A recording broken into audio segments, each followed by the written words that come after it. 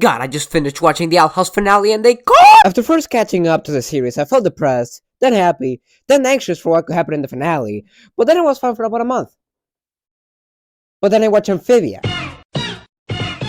I was hitting brick walls, wondering if Dana was going to give us a happy ending or if she was on pace to surpass Matt Braley, the king of trolling too hard. Seriously, what the fuck? And so, the final hour approached. And as me and my friends started pondering on what would happen, the episode began. And the entire time, we were just Go! Let's fucking go! My fucking God!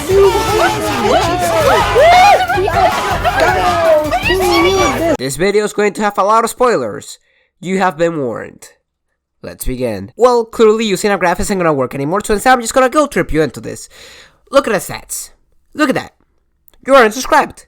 I know that, for a fact. So do that, right now. Please and thank you. Goodbye. God, where can I begin? I guess with the animation, that was fucking spectacular all throughout the entire episode. The team was not even on their A game, they were on that SSS game. So many moments in which the episode just left your jaw wide open like shit, that goes hard. I do remember seeing a lot of disappointment when it came to the fighting department in the second season. A lot of people felt like the show lacked some of those juicy fights that many adored from the first season, and in some ways I do agree.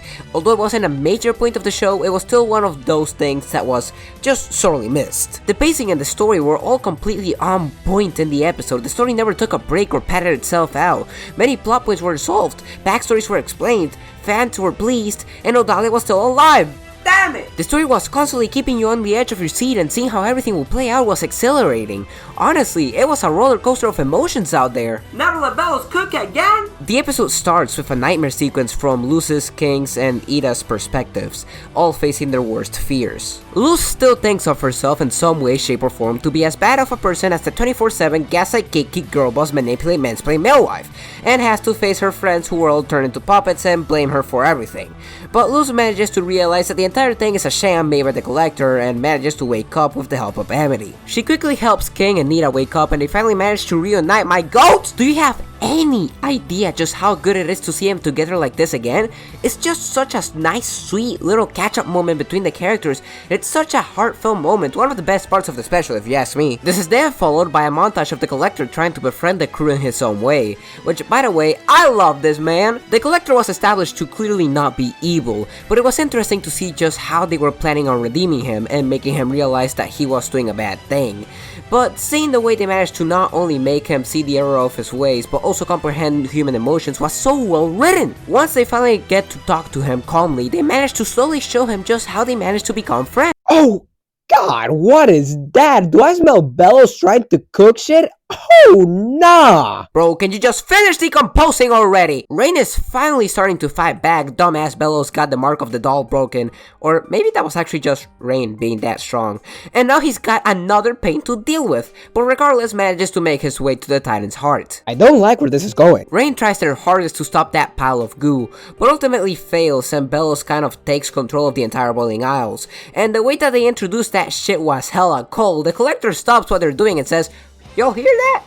And then they ask what, and he says, "Breathing." And then the guy lights up. Nah, Loki Bellows, they have some cool entrances, I can't deny him that. The Hex Squad manages to get themselves undolled. Somehow. Yeah, I'll take it. Bellows starts spreading his crummy little hands on the entire Isles, and then the Owl Gang jump onto the scene. And the Collector is with them, and he... You'll ever see those memes of Naruto trying to talk no jutsu DVC villains? Well, the plan goes about as swimmingly as you would expect it to. And what do you know? They kill Toulouse. Oh God, this shit really is like Amphibia. Damn! It's such a powerful scene too. The first time that I saw it, I felt like it was a callback to Agony of a Witch, and if it is, then that's honestly really cool. What I found truly heart-wrenching is how, while the other characters are slowly realizing the situation, the Collector still thinks that he can fix her. He's always thought like that. They're just toys, they can be broken and they can be fixed. But this is when he realizes the value of life. This is how he realizes that what he did was wrong. There are consequences, and sometimes... Well, sometimes life is just not going to be fair like that. Luz wakes up in the space in between, in which she gets to meet up with the Spirit of the Isles.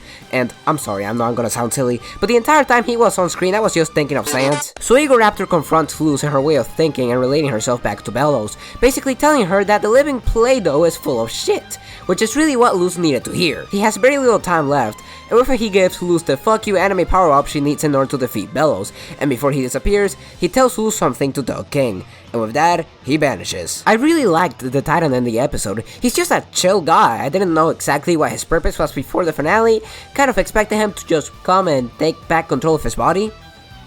Which, I mean, somebody did take control of his body, it just wasn't him. Ida and King are fighting back against Bellows while the Collector is trying to keep them safe, not wanting to lose another friend. It's really nice to see how the Collector develops, getting all these new emotions, beating the irredeemable allegations. You love to see it! And just when the time called for it, Luz makes her way back into the Isles, and with the most adorable look. I can't wait for them to make a Mark Ruffalo plushie. Oh shit, she's powerful now! What follows is just an absolutely perfect final fight with Luz, King, and Ida all working together, using everything they've learned along the way. I really love Luz's new form. It's a culmination of everything that she's learned. She understood the Titan and its magic and its language. So the next logical step? Become one with the Titan and its magic! The teamwork, the animation, the music, everything about this final fight was phenomenal. Seeing the Collector truly redeem himself, saving the castle and the people inside it, seeing the Hex Squad helping out and saving the dolls. God, this show is so good! And at the very end, they'll just go into the Titan's heart to rip this man Bellows, and it was so damn hype, seeing them all, and the callback to episode 1 was amazing, and this show is so damn goated! The final scene between Bellows and Luz was just honestly incredible. Luz has finally managed to distance herself from the old ghost chasing her and doesn't say a single word back to Bellows. She just looks disgusted the entire time up until Ida, Rain, and King do what we were all waiting to do and just finish that man off, going out just like he started. Fitting.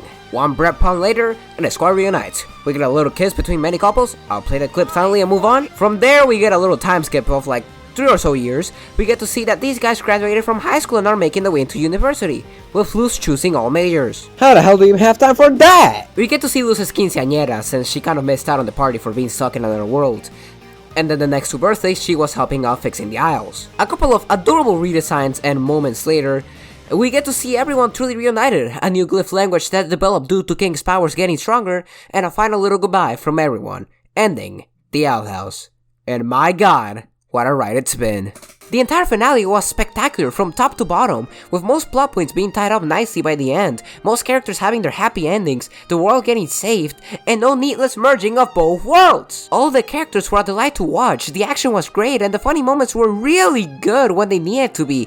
The development of the Collector from a kid who means well but doesn't understand basic living emotions, to a kid who sympathizes and understands and tries to right his wrongs was incredible. Not many shows get to claim that their endings were great like how this show did. It definitely deserves the podium of best Disney show endings alongside Gravity Falls and Amphibia, and hell, I'll put it with some of my favorite animated, well, even televised endings ever, with the likes of Gurren Lagann and the Fullmetal Alchemist Brotherhood ending. These are all shows that have the potential for more, but god is their ending good just like that.